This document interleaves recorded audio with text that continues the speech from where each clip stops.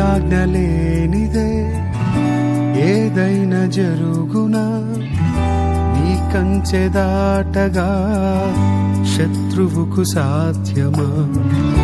నీ ఆజ్ఞ లేనిదే ఏదైనా జరుగునా, నీ కంచె దాటగా శత్రువుకు సాధ్యమా?